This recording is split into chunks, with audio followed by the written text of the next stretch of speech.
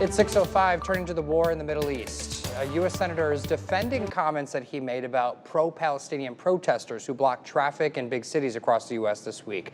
Senator Tom Cotton denies condoning violence. And meanwhile, new details about Israel's looming response to that direct attack from Iran over the weekend. Here's ABC's Lionel Muiz.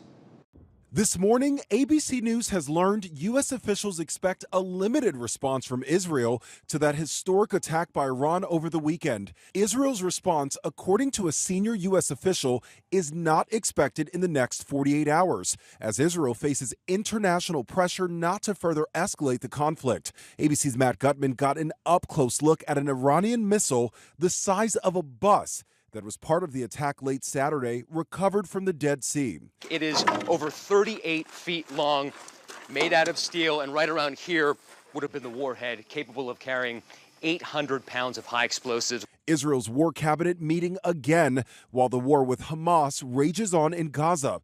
The UN now saying more than 10,000 women have been killed, leaving behind 19,000 orphans. U.S. aid to Israel is now front and center on Capitol Hill, but House Speaker Mike Johnson, after also proposing a separate measure for Ukraine war funding, is now facing criticism from conservatives in his party who oppose Ukraine aid. They're threatening to oust him as Speaker. I am not resigning. Also on Capitol Hill, Arkansas Senator Tom Cotton defending statements he made about pro-Palestinian protesters who blocked traffic in several big cities this week.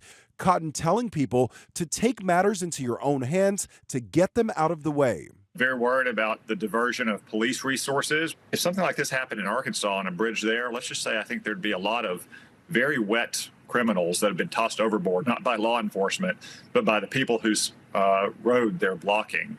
Cotton says he was not advocating for violence, but insisted protesters do not have the right to block traffic. Lionel Muiz, ABC News, New York. And there's more fallout following Iran's weekend attack. The U.S. is expected to impose new sanctions against Iran in the coming days, including on its missile and drone program.